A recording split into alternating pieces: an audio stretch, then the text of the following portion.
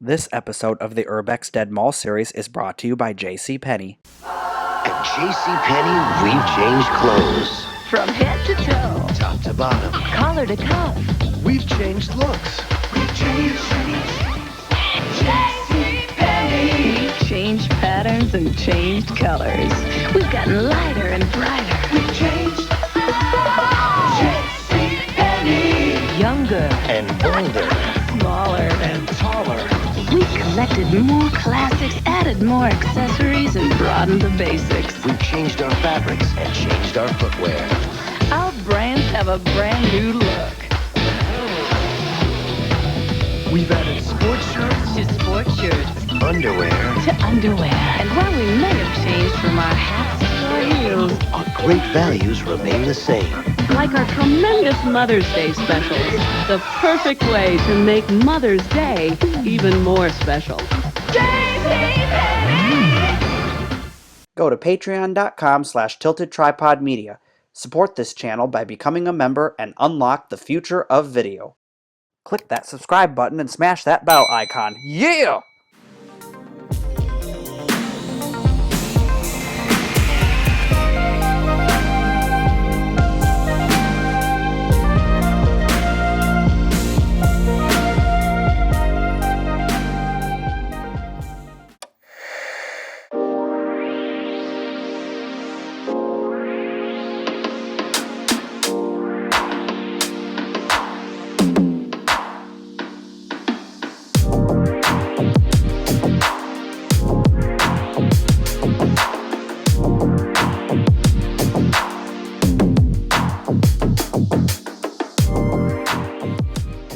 Welcome to another episode of the Urbex Dead Mall series. I'm Chris, and this is the Logansport Mall in Logansport, Indiana. When I arrived at this mall, I was greeted with an abundance of peeling teal paint and empty stores, and I was really worried that this mall might be closed and not even open. But to my surprise, the mall wasn't actually closed. The anchors for this mall were JCPenney, Sears, and a Dunham Sports. The only remaining tenant left in this mall is the Dunham Sports at the time of this recording.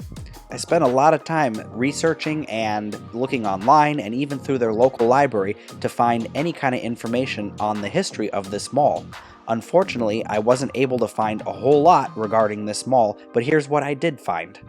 In 2014, Sears would close its doors forever, and this would begin the sharp downward spiral for the Logansport Mall. By July of 2017, the JCPenney would announce its closure, leaving the mall with only 2 stores.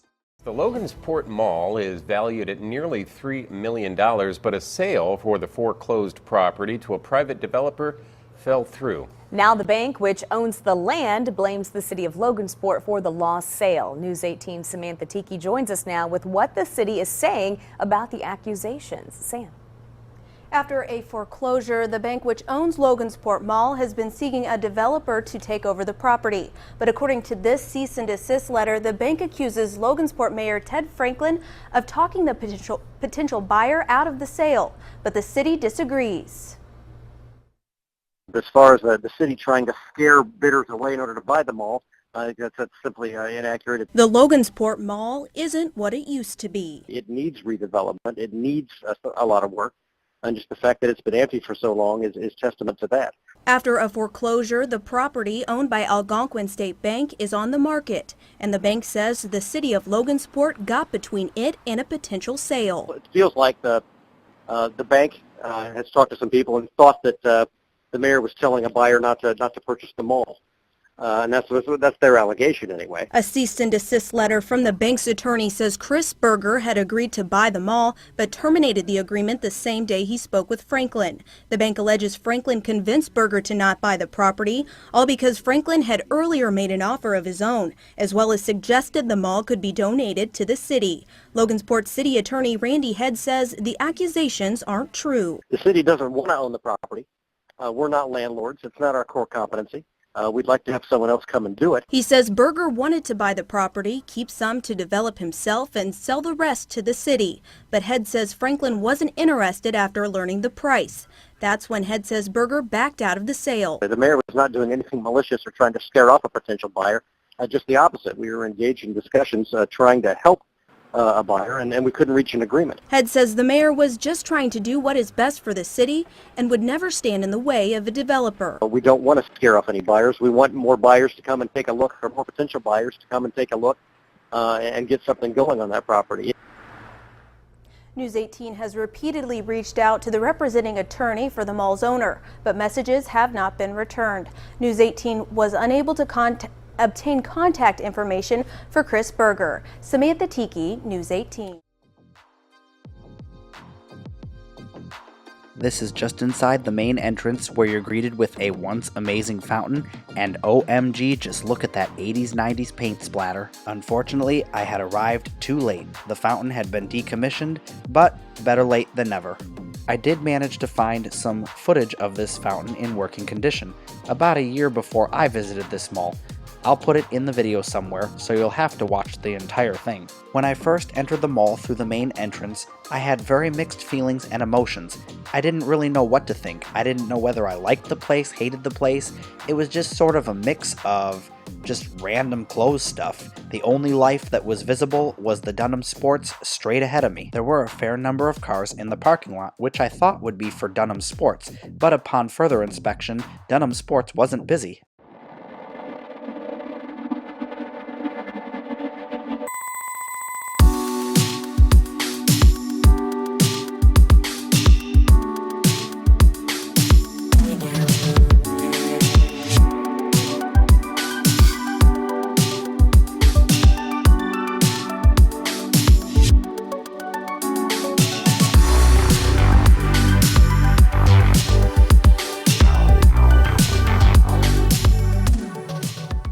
Does anyone know what this store used to be? I'm really intrigued by those paint splatters, and I'd love to know what this store was.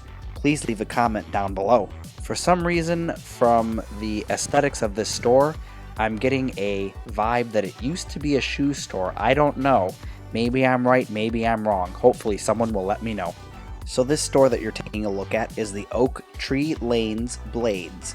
And it's a local business that's been in the mall for about 3 years. And I found a really weird article regarding this store from the Faros Tribune, which I guess is one of their local newspapers. The article was written on April 20th of 2019, and I visited this mall in May of 2019, shortly after the article was written. The article goes on to state how the store would be closing within a week. Now remember, this article was written back in April of 2019, and I visited in May of 2019. You can clearly see in that last shot that the store is definitely not closed. It's open for business.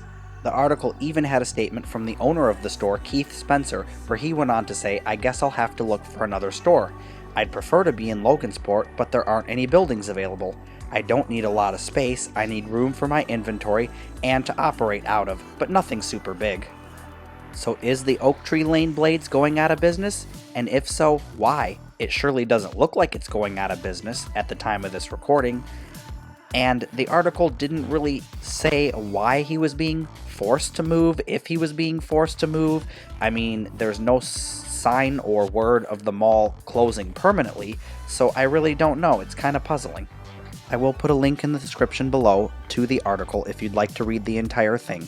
OMG, these storefronts scream 70s aesthetic, and I love them. This is the Penney Wing, and I would imagine this is all original from when the mall was built. So what were these stores, and why would they keep the original appearance of them for so long?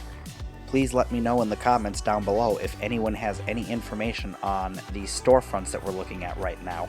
They're super fascinating. I love the way that they look.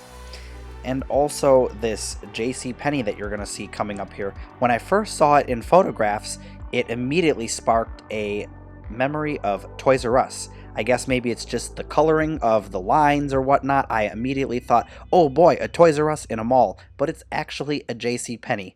Really odd.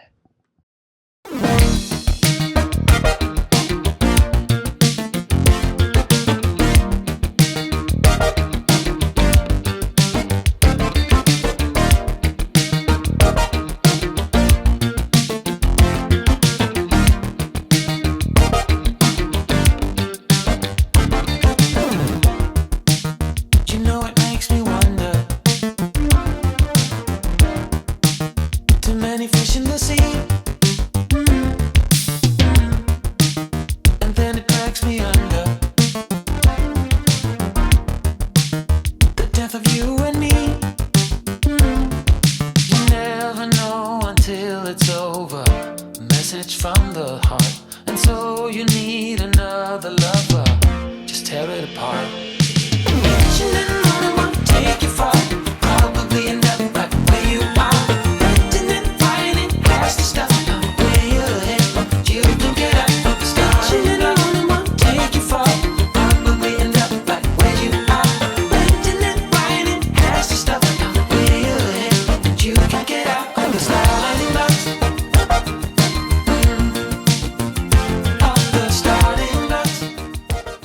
So this brings us to the Sears corridor of the mall, and this 1970s aesthetic in this store that you're about to see reminds me so much of the tile work that used to be on the Livonia Mall fountain, and sadly that mall is gone and I was not able to film it. It died way back in the early 2000s.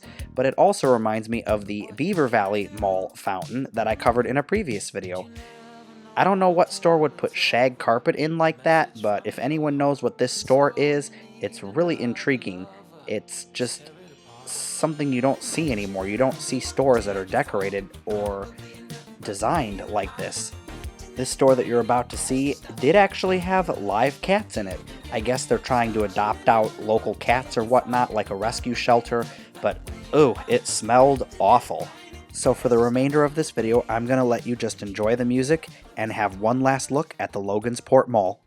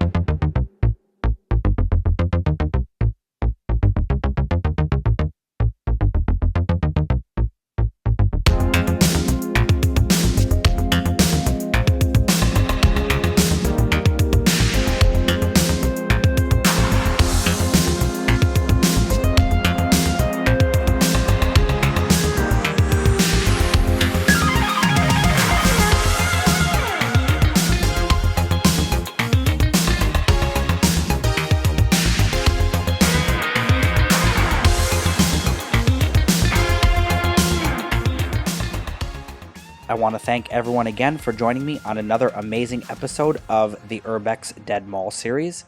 Please hit that big subscribe button and smash that bell icon so that you'll be notified about future upcoming videos here on this channel. And as always, thank you everyone so much for all your support. I'll see you in the next video.